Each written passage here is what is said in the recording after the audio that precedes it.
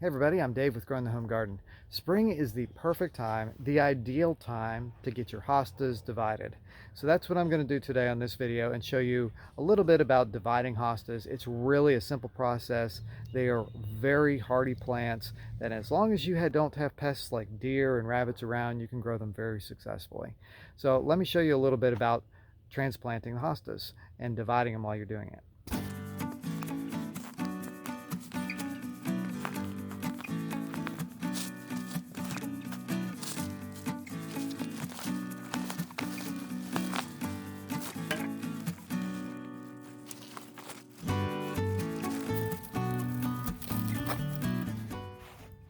So here you can see a clump of hostas that I pulled from the ground. I just dug them out with an ordinary shovel. I made sure I kept plenty of dirt around it for roots, because the next step is to take it and kind of break up this clump manually.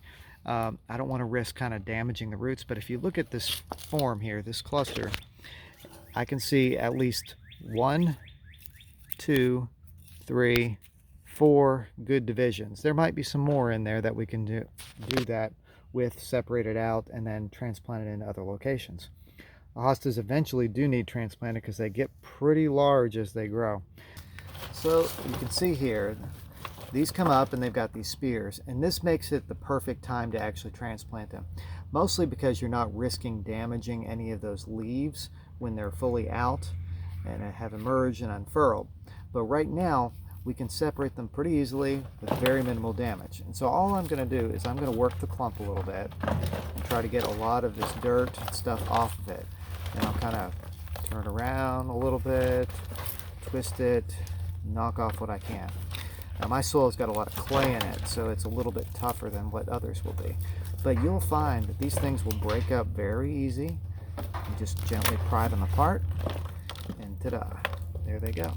And so you just keep on finding them, pulling them apart where they have easy divisions. You see right there, that is a perfect little division to do right there. I've got 2 sprouts off of that. I could probably separate them individually, but I think 2 is good enough. On this clump here, this one looks like I could probably do an additional clump. Let's see if I can gently do that. And it's okay if they break a little bit. You hear that cracking that happened there? That's perfectly all right. They're hardy enough they can take the damage. So you can see there, I got about 4 spears coming and about 4 on that one. And then right here, I've got a few. This one looks like a smaller one that can easily break off. There we go.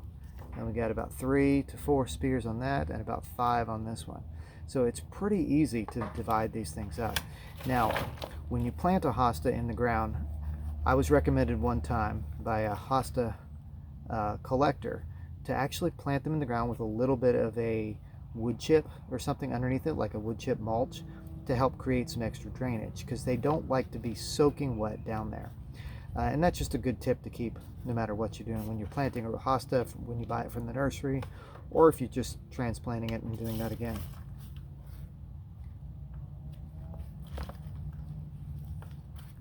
So there we go. We've got 5 clumps here that can easily be moved and manipulated anywhere into the garden.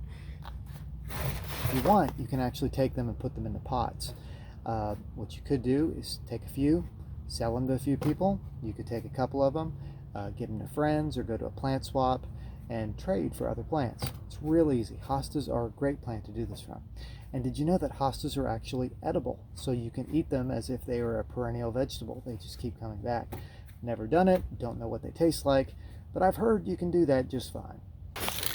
So I'm over here under a Japanese maple tree. It's the same one I do a lot of my cuttings and stuff from. You can see all those pots over there. But what I've done is I just put some wood chip stuff down here first. And I'm just going to kind of mix it into the soil that's already here. Kind of help it break up a little bit. And then I'm going to take 2 of these divisions and I'm going to plop them down in here and then backfill. They're slightly below the grade of the ground. And whoops, about knocked him out of here. So just like that, spread them out, and there'll be 2 brand new hostas planted in here under this tree.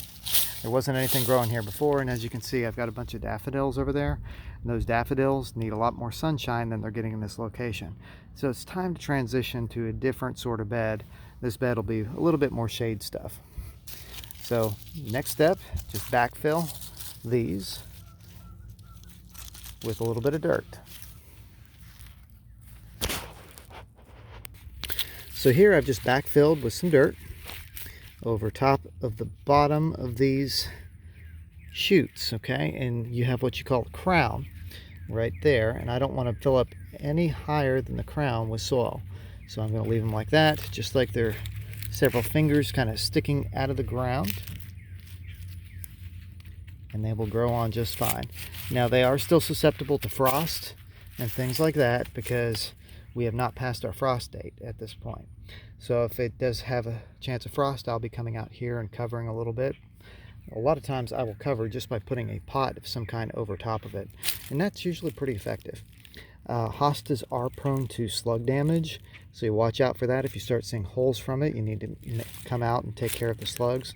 And they're also prone to deer and rabbits, so you got to watch out for them. They enjoy the edible side of the hostas. So last, I just wanted to come in here and put a little bit of mulch on top of them, just like this. It's just a soil conditioner, the same stuff I put down below, just to help cover them up and keep the moisture in the bed. All done. And then we've got 2 here that I didn't have before. The other 3 I will take and go put back in the bed that they were in before, but I'll spread them out a little bit so that they have a little more space to grow. So guys, it's been about 2 weeks since I transplanted these hostas. Just giving you a quick follow-up. You can see that they are looking nice, happy, and healthy in the spot where I planted them. They're just doing great. Hostas are so easy to transplant and divide and make more of. You're going to find yourself doing it all the time just to get more plants. It's really cool because you can fill in garden beds and make a mass planting of hostas fairly simply in a few years. So I'm Dave with Growing the Home Garden. Really appreciate you watching.